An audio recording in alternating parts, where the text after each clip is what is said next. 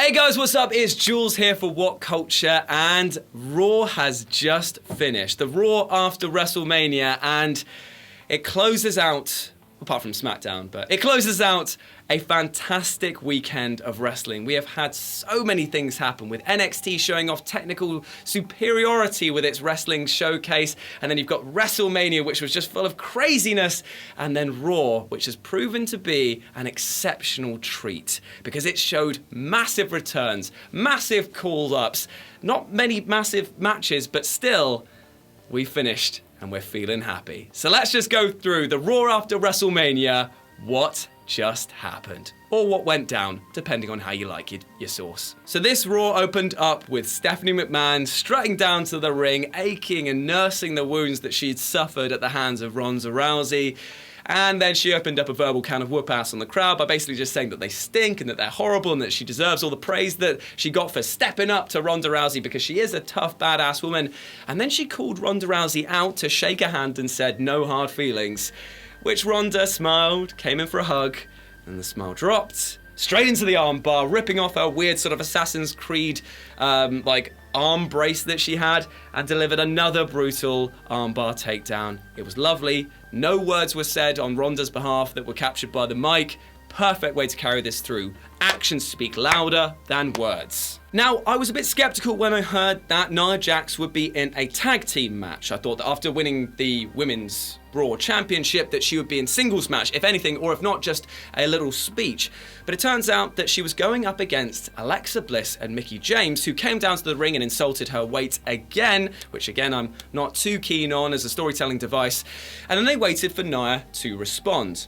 And she said, "My partner's gonna be Ember Moon," and this is a perfect call-up because not only does it bolster Nia as a perfect babyface now, because basically she's using the Mean Girls routine, which is a strange thing to see Mickie James be a part of, by the way, after the whole Piggy James thing, against them by having the superior technical wrestler that is Ember Moon and her amazing powerhouse frame. The match itself was short and sweet, but managed to showcase all the right things. It got Alexa over as a heel, it got Mickie over as a heel as well, managed to show Nia's power, and it got Ember Moon coming in and getting the pin. That's important for both parties.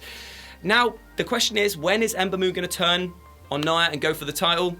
That's to be seen. But as things stand right now, both these women are on the top of their game. Now, this was a strange one, seeing No Way Jose being called up from NXT and getting his debut. The thing is that I just kind of forgot that he existed.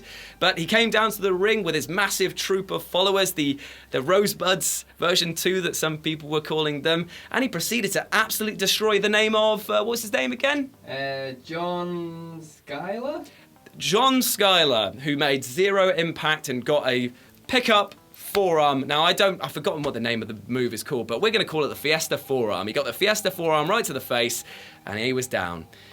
I guess that was a great debut. I mean, you can do things other than a squash match. Maybe should have just been a bit of a party for him. He didn't really need to show his technical side, so I just thought this was a bit of like, cool, he's there. Now, here's the interesting thing. If you watched WrestleMania, you'll know that up until the beginning of Raw, the tag team champions were Braun Strowman and Nicholas, the little 10-year-old kid.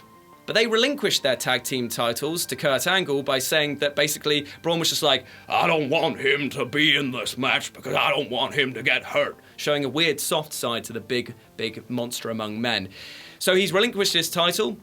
The Bar came out and said that they want their titles back, and then Kurt Angle said in his infinite wisdom that he's going to launch a mini tournament to decide who's going to challenge The Bar at the greatest Royal Rumble pay-per-view event in Saudi Arabia for those titles. So the first match was The Revival versus The Club, and it was a pretty decent match without the ad breaks interrupting everything that was going on, and I'm glad to see that The Revival won, because their ground has been shaky at best, and the Club don't really need it at the moment. They're fine, they can always be attached to Finn Balor, so it's good to see them moving forward, so that's good. So now we come on to a bit of a weird mixed segment. We had Mandy Rose taking on Sasha Banks, and then Bayley came down to the ring to support her friend. Now, as we know, the whole sort of Sasha Banks and Bayley thing is coming to a head where they're clearly just the animosity is going to grow and they're going to turn on each other fully.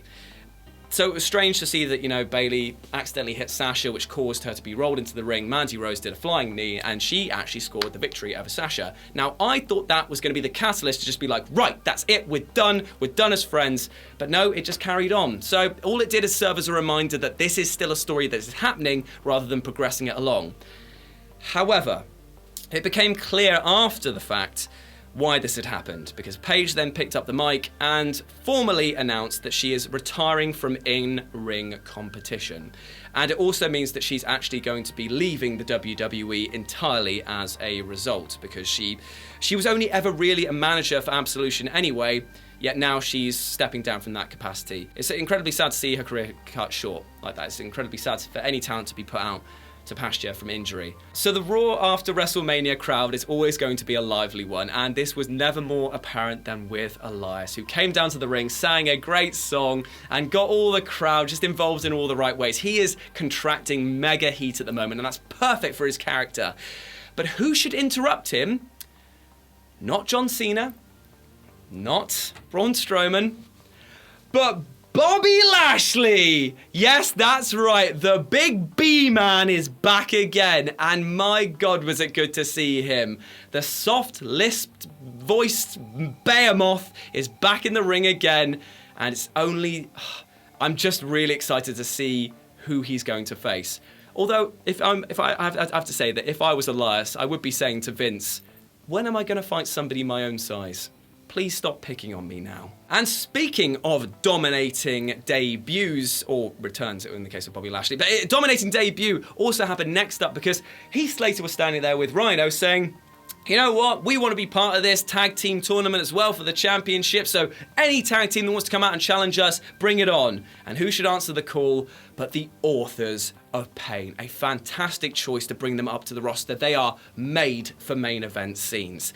They absolutely crushed Rhino and Heath Slater, and there's not much to say other than it wasn't a technically sound one, it was just brutal. But the interesting part came when their manager, Paul Ellering, was basically told to stay at ringside. The Authors of Pain basically told him to get lost, to do one. Now, in my personal opinion, this is a mistake. They shouldn't have got rid of him because of the fact that he's their speaker, he's their mouthpiece. They can be the silent golems, the massive monsters who use their brawn rather than their words. So it was a strange move to see him be dropped. Kind of a cold way to do it as well. But only time will tell to see how that actually turns out. So Roman Reigns came down to a massive set of boos, as you might expect. It is, after all, the Raw after WrestleMania crowd, and that crowd is made up of people who do not like Roman Reigns. He then said that he tried his best to defeat Brock Lesnar, but he was, kind of cheated in a way, and who should interrupt him but it's Samoa Joe. He is back. Samoa Joseph is back on the roster after that horrible injury that he suffered, but now he's back.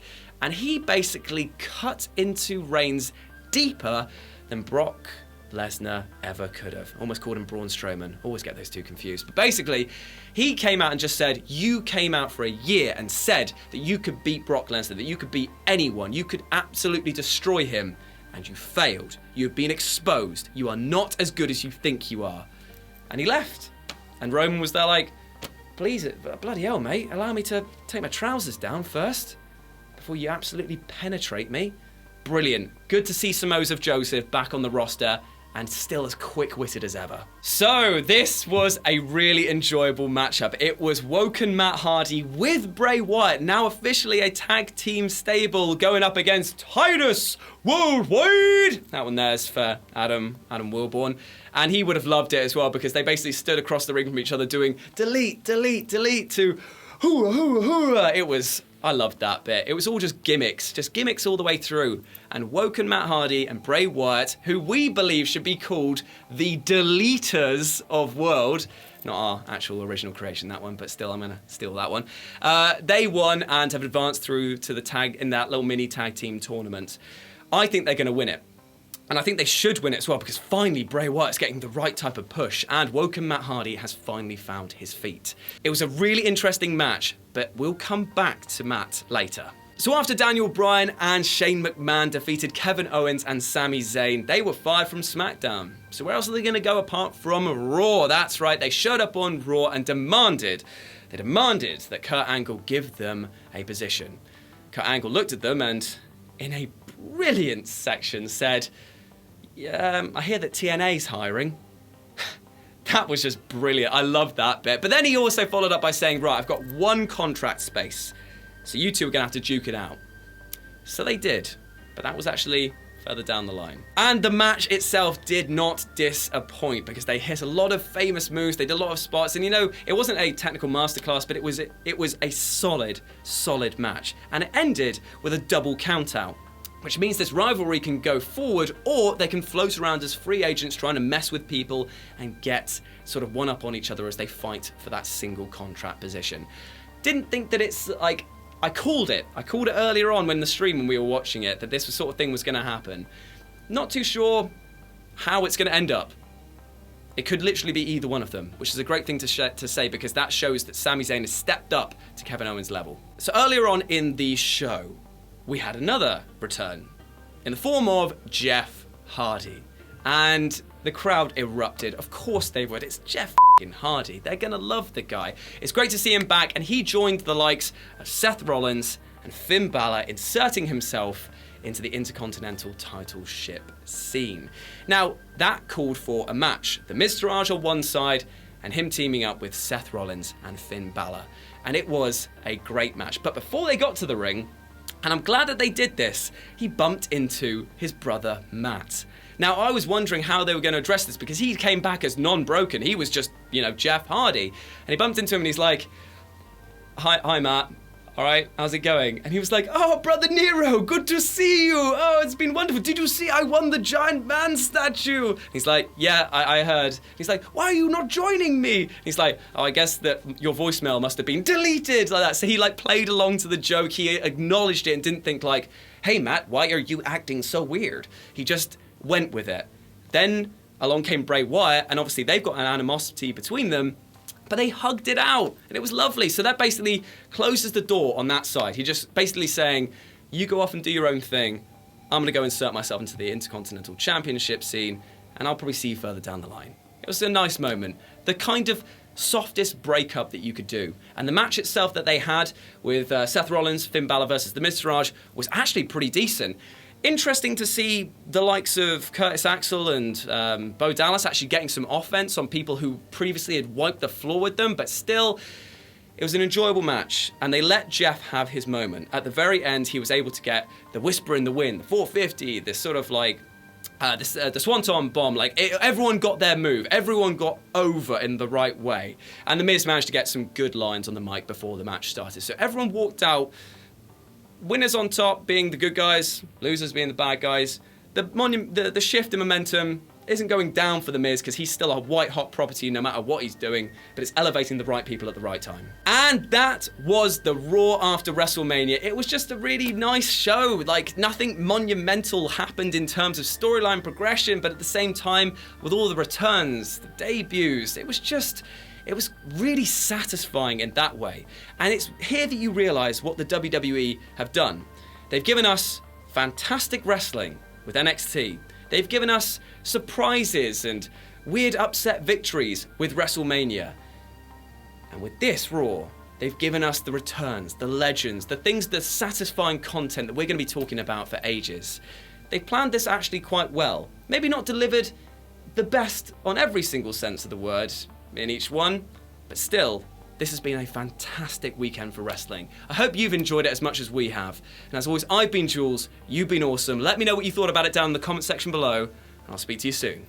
Bye! So, thanks for watching. Please feel free to click on any of these things around my head, or something terrible might happen to the dog. Too sweet me, bro. Traitor. Traitor.